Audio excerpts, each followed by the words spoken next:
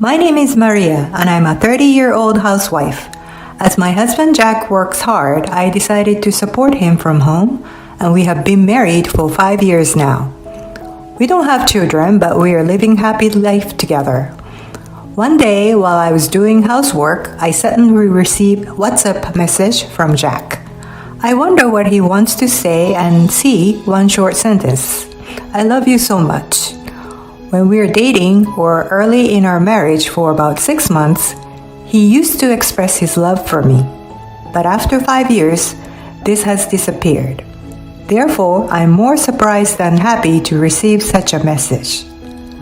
My husband sometimes expresses affection, and he's kind to me when he's in a good mood. But recently, it has been rare. To add, right now he's at work. I wonder whether something that would cause him to act unusual has happened. But I think, well, if he's in a good mood, that's fine. And I replied, thanks, me too. Jack usually only sends about 2 responses a day, but now I see that his response is very quick. I'm so happy you feel the same way, Natalie. I'm not letting you go tonight, is what he was written. What? Natalie? Who's Natalie? I'm Maria. Unable to understand, I freeze for a while, unable to reply. I receive another message shortly after this. I want to spend the rest of my life with you, Natalie. It's a miracle that you're in my life. My wife doesn't even work and she stays at home as if it's her right. I should never have gotten married. You're the one who comforts me and you're such a hard worker. You're nothing like my wife. Okay, so this isn't supposed to be addressed to me. You're cheating on me, I see. For some reason, I'm much calmer than I would have expected. I think I need to start gathering evidence. While Jack still thinks he's messaging Natalie, so I decided to continue the conversation. As he has allowed me to be a housewife, I have to admit there are some times when I know I can't bite back at Jack. But his having an affair is a completely different matter. I continued texting him, pretending to be Natalie. I sent him a message saying, do you really hate your wife that much? And he replies, yeah, I do. I've never loved her even once. Then why did you get married? It didn't have to be her, right? For the money. She's crazy rich. Is she? Yup. Well, her family is. That's why I'm nurturing her as an obedient housewife. And when her parents are gone, I'm going to inherit so much and leave her. I am in shock. He was neutering me to be obedient? True. His recent attitude toward me was terrible, and I could tell that it had changed after we got married. I realized that there was no love there at all, and I'm finally starting to feel angry. I originally loved my job and always worked hard. However, Jack asked me to quit when we got married. So I left the company and became a housewife. Even so, he's saying that I'm staying at home as if it's my right. I never asked for this. I need to do something with this anger. So I decided to talk to a private detective to gather evidence. I changed my WhatsApp username to Natalie and sent him another message. But once you have money, will you be able to divorce her? Jack must be so delighted to receive messages from Natalie. He responds straight away. Of course I will. I'm gonna say she used all my money doing nothing at home. And the inheritance will be compensation. With all that money, I'm going to marry you. Kiss, kiss, kiss. I'm disgusted at the kisses, but I replied, do you really think it'll all work out that well? No problem, she doesn't know that I'm cheating. And all she will be able to do is apologize to me.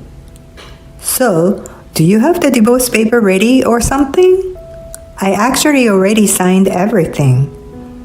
There was a time when she wasn't doing housework properly, so I signed the papers, saying I would submit them if the same thing happened again. Yes, I remember. One time, Jack thrust the divorce papers at me. It was when I was sick and had a fever. And he was furious that I hadn't been able to cook that day. Papers were framed and hanging on the wall in our bedroom. I guess they're sort of tool to brainwash me.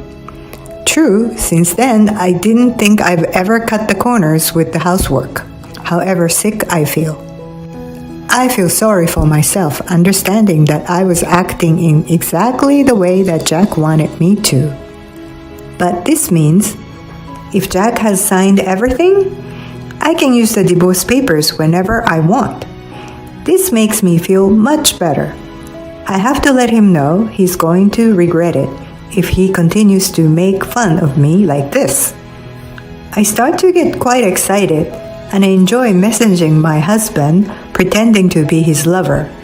At the same time, I realize that I have lost all the love that I had left for him, and I end our WhatsApp conversation. So, let's get ready to send this deceiving husband to hell. Even though we sent each other several messages, Jack doesn't seem to have noticed he was texting the wrong person. And he comes home and spends his time at home how he usually would. 6 months later, when I come home from grocery shopping, Jack's in the living room waiting for me with a sneer on his face. Here we go, I think, and he says, "I'm done with you. I want a divorce." He looks down at me while he says this. "You're always at home, spending my money, not even doing the housework properly." I have no words and just say, "Yeah," as if I don't care what he has to say. Jack must think he's being made fun of, and he looks annoyed. I've been patient all this time, but I wanted you to say you'd go out to work if you cannot even do the chores properly. I have no idea what this man is on about, but I'll try not to make a funny face. To be honest, I am trying my best not to laugh. Jack continues, "It's mentally tough for me to be married with you. I'm actually seeing a psychiatrist, you know?" He goes on in his incomprehensible way. "Yes, please do continue seeing a doctor and maybe you can stay in hospital. Thank you very much, I think." Wait a moment, my parents are still alive and healthy though. Does he want to get divorced more than the money? I care so little about my husband that I'm calm enough to have those thoughts in my mind. You'd probably have better life away from me anyway. I guess he just wants to say I'm the one to be blamed for this divorce. You weren't working at all since we got married, so all our money is mine, you understand. It seems he has said everything that he had wanted to say, so I slowly began to talk. Okay, I understand, a divorce. But I actually have something to tell you. I won't listen even if you say you don't want a divorce, you know? I'm inheriting $3 million. My parents say they want to leave this amount to me while they are alive. Jack must be in complete shock that he stares at me silent with his mouth hanging open. $3 million to you? That's part of my property too, right? Of course not. They're leaving it for me personally. We can't, of course, use the money together if we continue our marriage, but you have nothing to do with it if you are getting a divorce. Such a shame, isn't it? Then Jack replies with, "Okay, no divorce then." To be honest, I just mentioned divorce to make sure you understood the stakes.